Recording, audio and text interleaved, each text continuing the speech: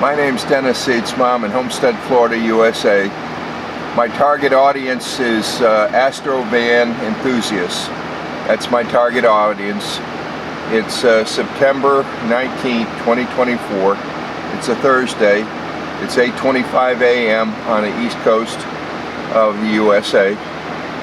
South of Miami, north of Key Largo, near Homestead, Florida City, the end of the Florida Turnpike. A lot of rain is forecast in the next couple of days here in southeast Florida, and I'm going to continue to take out the radiator, the new radiator from the project Astro van 1994, and going to put it on the bench here and see if I can get the lines installed and then install it back in the vehicle. That's the objective. Between the rain today. It's sunny right now, but that could change any minute. Now, I'm waiting on some more taps and dies to come in. I think I've got this side ferreted out on the external oil cooler. I think I got that ferreted out. This should be the easiest side, the transmission side, because it's a standard fitting for 5/16 flare. Where is it? Alright. You know, I should be able to just look up the Dorman part number and get the threads.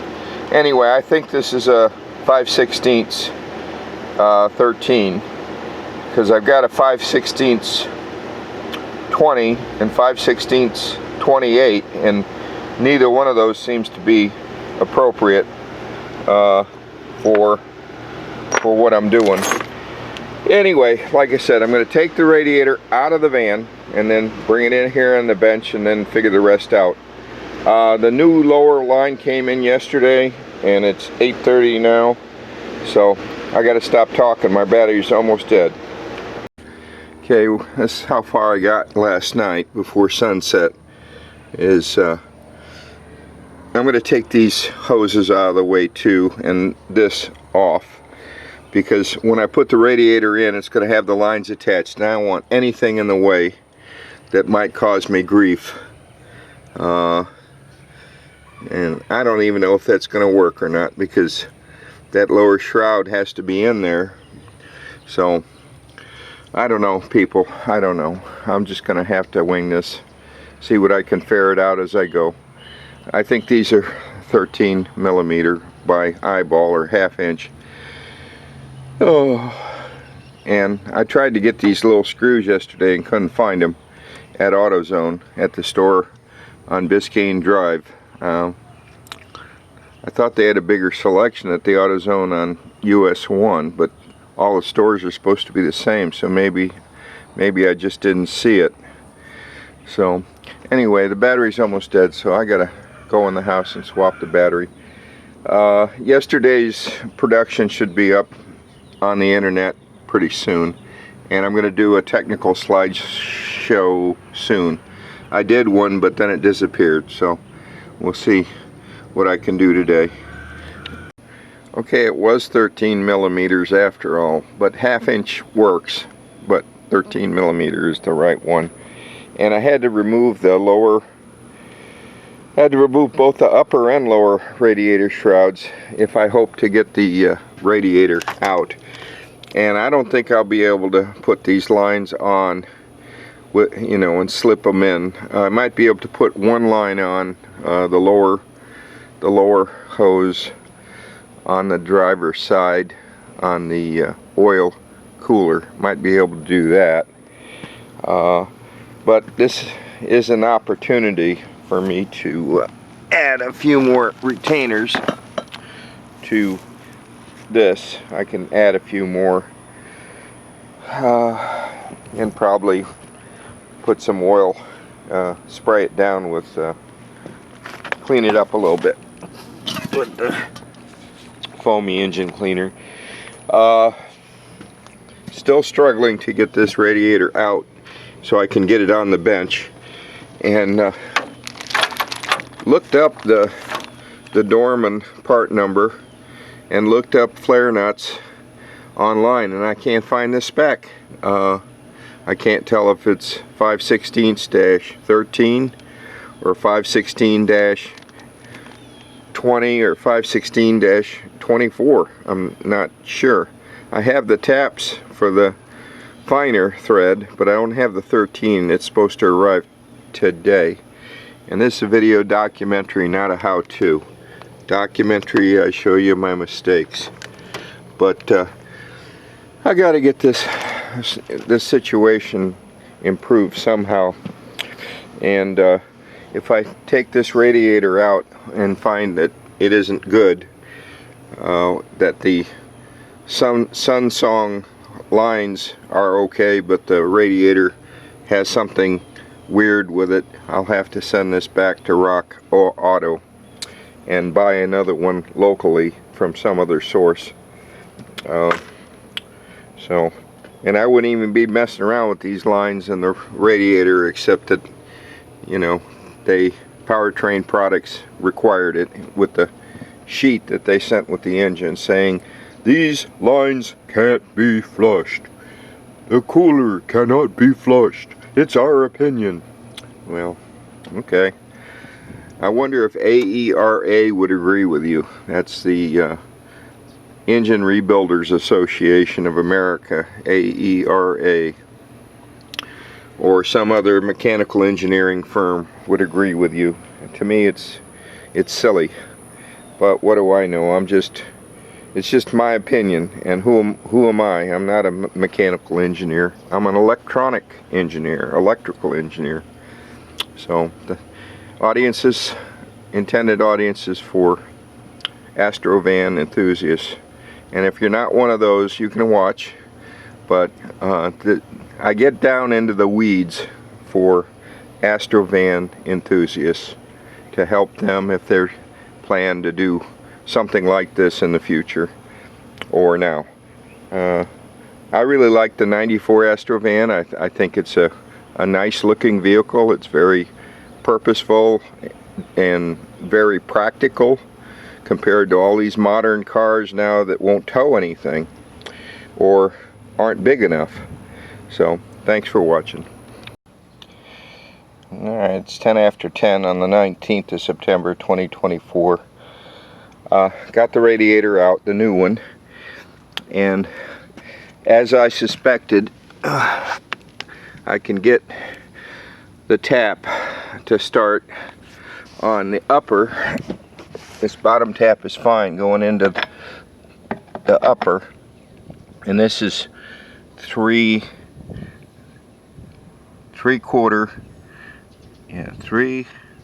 by 16, 3/4 by 16, and it starts fine with the top one, but the bottom one I can't get it to start.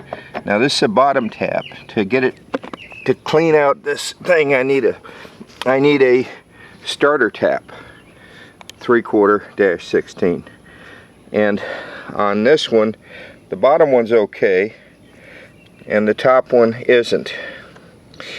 So this is a half inch dash 20. Half inch dash 20. Say it 3 times. Beetlejuice, Beetlejuice, Beetlejuice. Half inch by 20. I'll try to get some sunlight in on here so you can see it. Why? They could have marked this thing better. Laser etching is state of the art these days. Half inch dash 20. Half inch dash 20.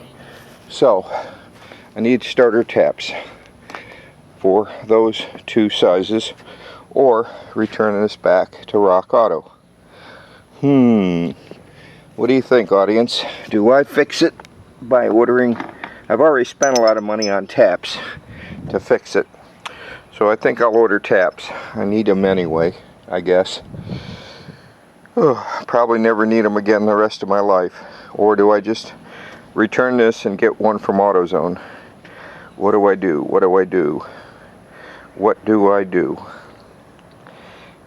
So, and you know, will I say I messed it up, or will I say it was messed up from them? What do I do? Well, it would be quicker and easier just to get one from AutoZone, right? And then figure things out. Can't decide. This is a documentary. This is a problem, people. A problem. And this, my target audience is Astro van enthusiasts. Anybody else can watch if you want, but also know you can subscribe or unsubscribe at any point in time. That's fine with me. Thanks for watching. This is Dennis H. my Homestead, Florida, USA video documentary about my 1994 Astro van. Audience of Astro van enthusiasts and others. My intended audience is Astro van enthusiasts. I ordered all three. I ordered a new radiator from NAPA online, and it's going to be shipped right here to the house, free shipping. Supposed to arrive tomorrow. I'm holding off on hitting the return button to Rock Auto on this because of poor quality with the fittings. And these are not hardened steel, they're some kind of alloy. The OEM was hardened steel, so you couldn't booger them up. But these threads were no damn good when it came. It needs to be higher quality for the Spectra line. They're sold by Rock Auto. So I ordered a new one from NAPA, supposed to be here tomorrow. It's their product line. Hopefully it's better quality. I'm going to hold on to this one another day or two, because I also ordered the taps, the starter taps for both sides. So NAPA has a bad habit of promising something and then it doesn't come in on the day promised, and sometimes never comes in. And sometimes they're Johnny on the spot. So NAPA, a lot of people trust NAPA, and they're my go-to. If you know, NAPA is usually higher price, but they give rewards and discounts, like AAA member discounts, a substantial AAA. So I'm a person that counts every penny because I'm thrifty, and I don't like to waste resources and blessings that God has given me, and I like to manage things appropriately. And I do enough business with these companies that I don't feel guilty when I have an issue with them to bring it to their attention.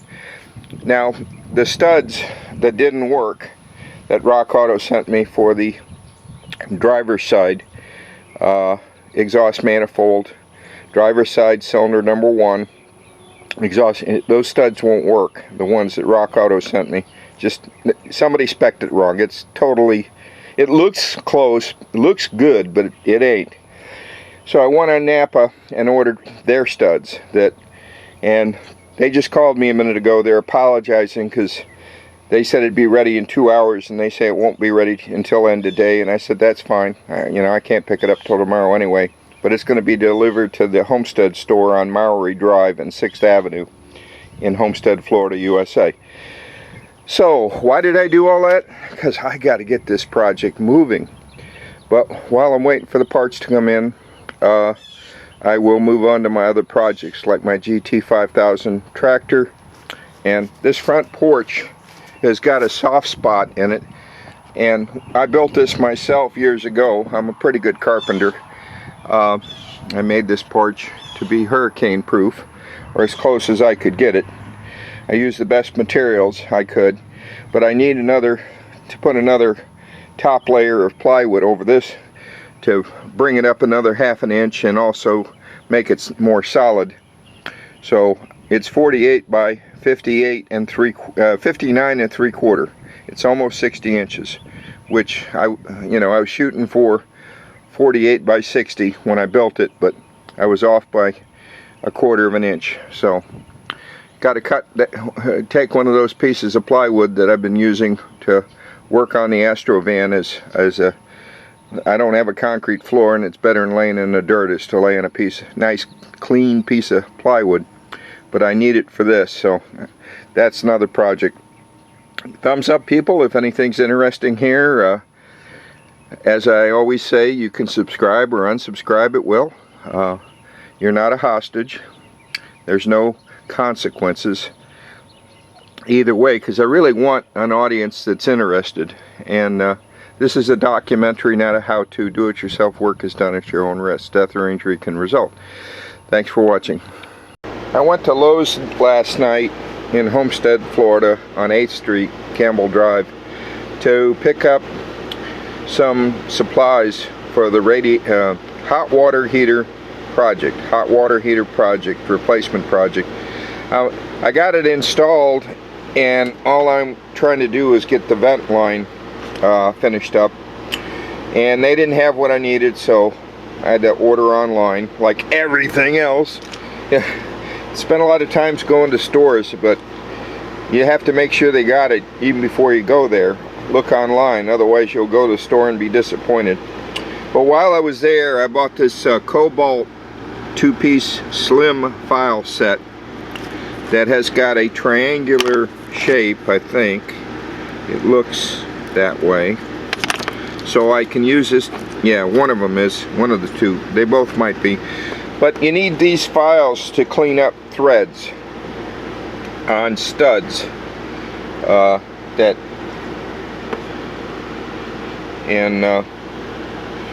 so that's that. And while I was there, this caught my eye. Of course, they have it so well secured, you have to fight for a half an hour to use it once you get it home. But anyway, making progress, audience. Thanks for watching. Next segment. Can you believe this? It takes a T8 bit, T8, to get the screw loose on this Craftsman tool. And I need this working so I could cut the packaging and get to that tool. Oh man, you gotta laugh, because you can't, you know, crying doesn't help. And so why do they do this to us? I don't know. Why couldn't they use a standard screw? I guess this is better. I don't know. But it's a Tango 8 bit. And of course, 3/8 drive, extension, and breaker bar to get that screw out so I can make the tool ready for use. Oh man.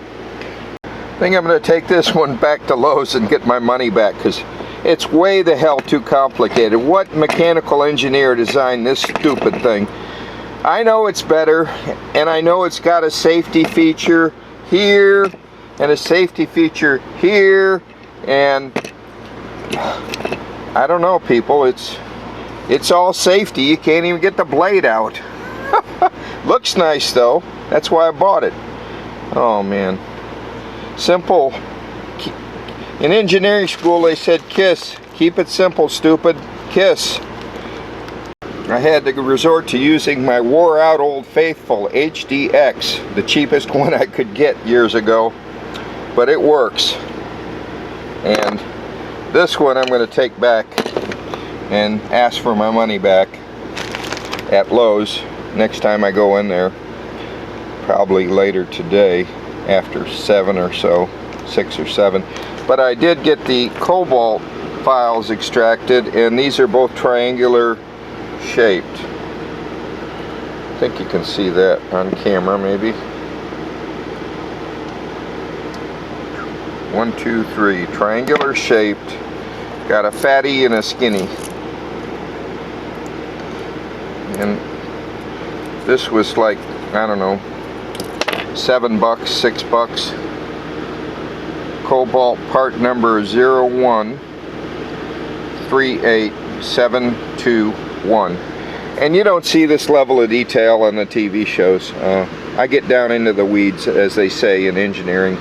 Down to the weeds.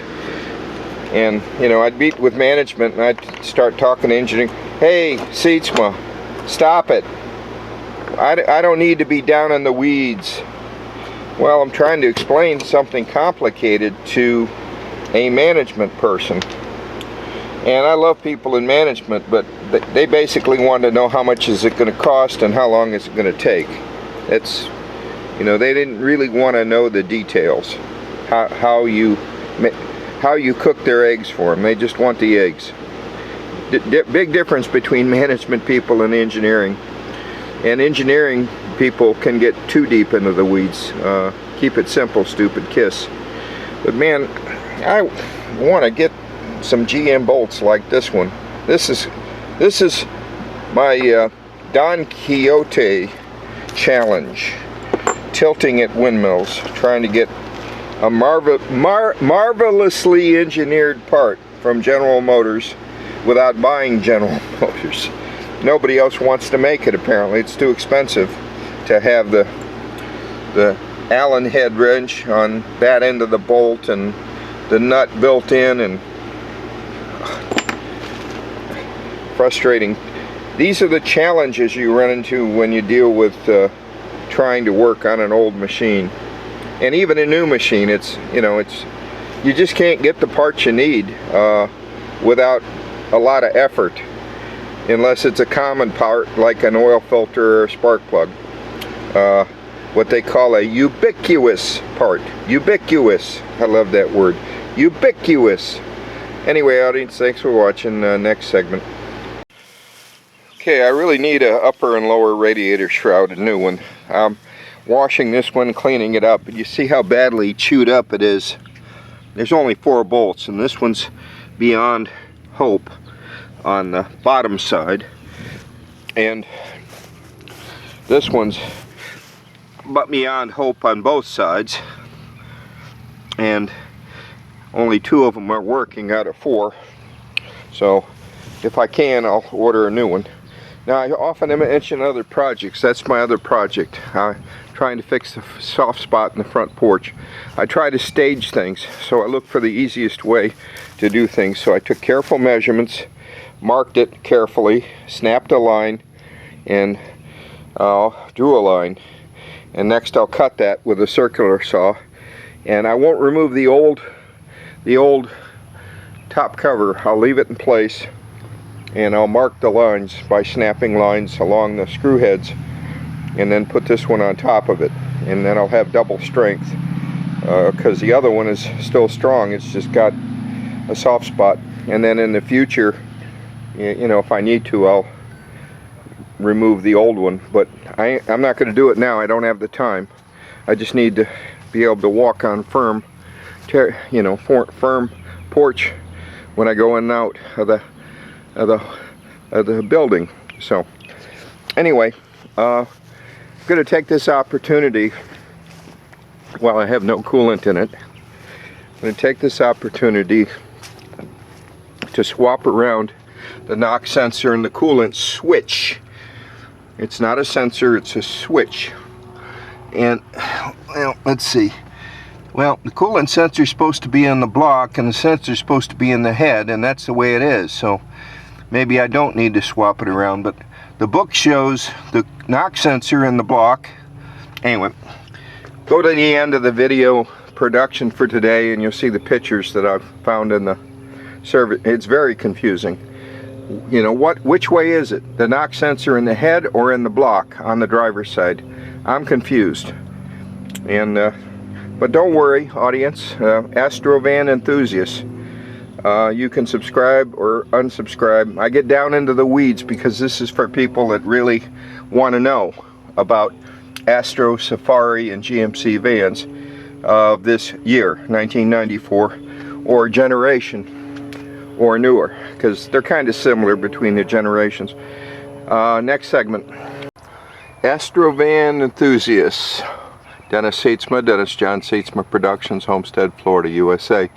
I may, audience, have finally found Astro van enthusiasts, a body man that works from his house, maybe, that will help me with this. I haven't talked to him yet, but I got a name from a mobile mechanic, and maybe somebody will help me with this, because I talked to the Votech schools, and man, they want too much damn money. Yay. Votech, what happened to you? People can't afford to go to Votech. It's too expensive. Anyway, besides my rust problem, stand by, next segment. No wonder people don't know how to fix rust anymore, or Votech, or what have you. It's too damn expensive. Back in the 80s, anybody could go to a Votech to learn to weld, or auto body, or cabinet making, woodworking for a song. And they encouraged people because it kept seniors busy working with young people to transfer skills. But, you know, we're in a different world today in 2024. Unfortunately, nobody has skills, and the ones that do work for corporate. Anyway, I got the bolt in at the back of the compressor. This 40mm long bolt. 30 was too short. The one that holds the compressor lines to the big connector on the back of the AC compressor. And the bolts came in today. It's a M10-150 × 40 because a 50mm bolt. 50mm bolt was too long.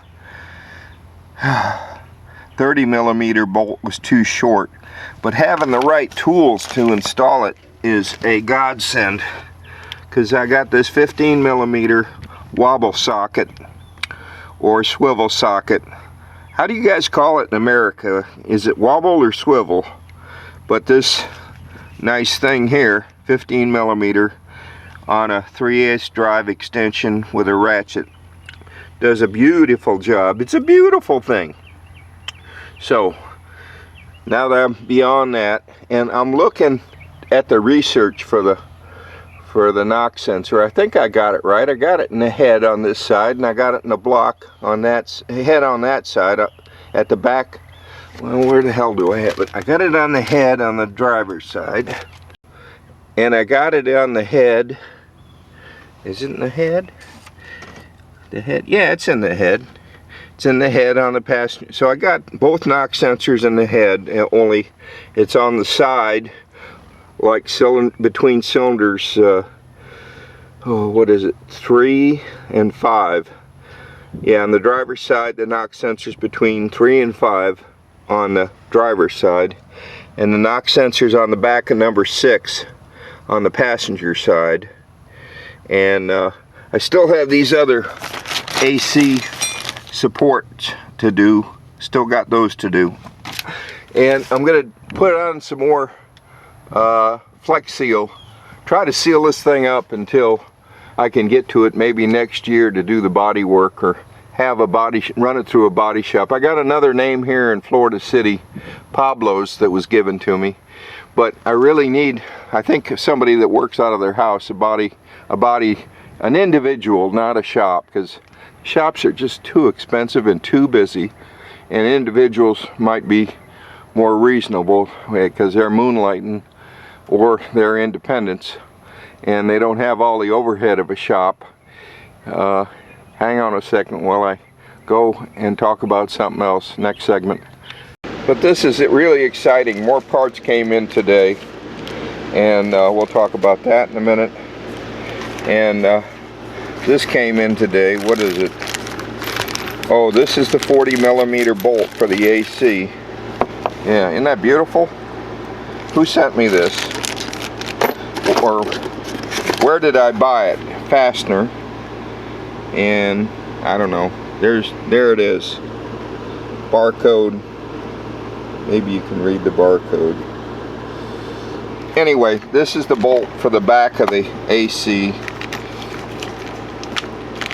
And I'm going to bag and tag it here.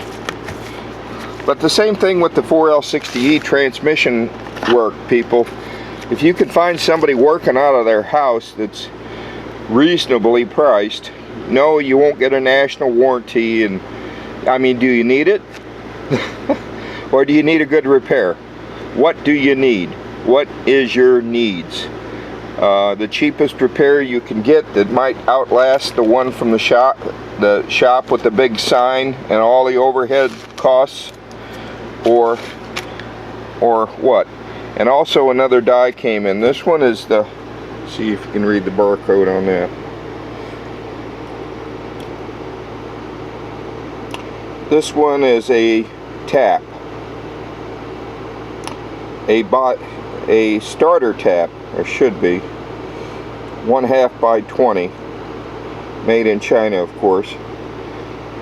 I hope you guys read it. Anyway, audiences, I'm down to the weeds for the Astro van enthusiasts, for the Astro van, Safari, GM, the people who have gone unloved for so long. So long you've been unloved. Isn't it time that your passion for your vans, somebody appreciates the passion for your vans. Now, if I could find this bolt for #1 cylinder on either side. I ordered one from NAPA, but I'm taking the old bolt in and I'm going to bring it with me, and if it ain't good, I'm going to walk away and say, you keep the bolt, Mr. NAPA, because they say they sell one that's as good. But I think I need the genuine, but I ordered it anyway just to see what NAPA was going to send me for the exhaust manifold bolts on either side of cylinder #1 for the 4.3 liter RPO L35 engine. But next segment. Okay, let's see what's in this magic box that arrived. And the Amazon driver, he couldn't be nicer, but he couldn't understand the name Dennis, D-E-N-N-I-S, because he was fixated on the J-O-N. I can't help it. J-O-N is the Dutch spelling for John. That's, you know, but I guess from certain parts of the world it's unusual. But anyway, I kind of botched this. Let me get the barcode on this so you can try to read it off the screen. And again, this is, I'm down to the weeds for the enthusiasts.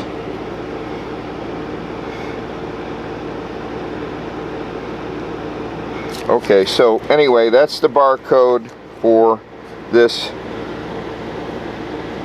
11-piece drive pipe plug socket set. Plug pipe socket set, CR-MO. Why did I buy this, Dennis? Dennis, why did you buy this for $11.50 or whatever? Next segment. There's a method to my madness. Out of this whole dang set, I wanted this thing, this 5, and I'm using the camera as a magnifying glass, or trying to, 5-32. Okay, if you take this wonderful little thing out and you look at it closely, you'll see it's a plug pipe socket, and it's square, and it's the same size as this tap. So with this, I can now use a 3/8 inch drive for my taps as opposed to dies. You see, people, why I'm doing this. Audience, give me a thumbs up if this tech tip is any good. Thumbs up, people, thumbs up. I love thumbs up. It's the only appreciation I get, because I won't be monetized by YouTuber till I get a zillion subscribers. Let me try to get on this closer. Come on, come in, autofocus. Yeah, autofocus. Now I'm too close.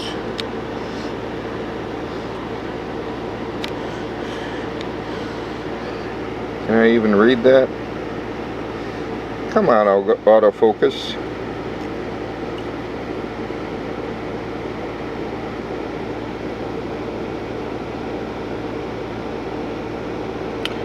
What am I reading there? 9/32? That's what it says on the box. 9/32. My goodness, isn't this a wonderful thing? This professional tool CR-MO. I may buy 2 of these. I need this up someplace else at my other shops, and I'm too old to start a shop. I'm kidding, it's a joke. my other shops. The chain of Dennis John Seatsma Astro van enthusiasts restoration. Nobody's got money for that. I think I'm the only one crazy enough to want to restore an old van. Everybody else said, buy a new one, buy a new one. Yeah, but look what a new one costs. $30,000, $40,000, $50,000 for a van. Come on, people. For a plumber's van, 50 grand, 30 grand, 20 grand. Depends how much you have. This is crazy. Put a couple of grand into it and keep rolling. Keep making money with your van as a plumber or carpenter or electrician or whatever you trade people do with your vans, or camping, or, you know, make money, make money. Cool. All right. Sounds good? Sounds good. It's all right. It's all right. It's all right, as they used to say in the 60s, one of the commercials. It's all right. It's all right. See good? See good. Hope you like my sense of humor. Give me a thumbs up if you do. You can subscribe or not. This is a documentary, not a how-to. I make mistakes. And I'm not trying to teach anybody anything. This is just a documentary about the problems you face if you try to restore one of these vehicles or keep it in service like I am. My objective is not even to make it pretty. I just want to keep it in service. Thanks for watching. Do-it-yourself work can be dangerous. Death or injury can result, so do it at your own risk.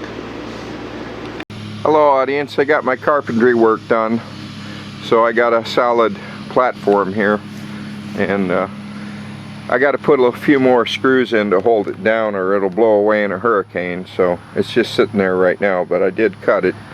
When I tell people I have carpentry skills, they're like, you're an electrical engineer, you're an electronic engineer, you're a union spokesperson, you're doing this, blah, blah, blah, blah, you do all that? And I said, sure, God gave me gifts, and, you know, might as well use them, right? God gave me many blessings in life, but I tried to get a carpenter to build this stupid thing for me, and, oh no, you know, $1 zillion. Trying to get rich on one stupid job. But they'll build a pergola for you in a heartbeat, but trying to get them to build a front porch or a back porch that'll withstand a Category 5 hurricane, no way, Jose, no way. Anyway, I got more work to do out back. Let me transition to the next scene, next segment. Okay, it's after 7 now, 7:10 in the evening, Thursday, September 19th, 2024. There's what's left after I cut the piece for the front porch. And I haven't got a chance to get to my GT 5000 lawn tractor yet. I need it so I can cut the grass. And it caught on fire April of 2023, and I want to buy a new tractor, but I can't get a tractor like I want. But I'm going to cut this into 1-foot segments, and I'm wearing my stylish Milwaukee sunglass or safety glasses. Milwaukee. I like these. They don't fog up. The other ones fog up.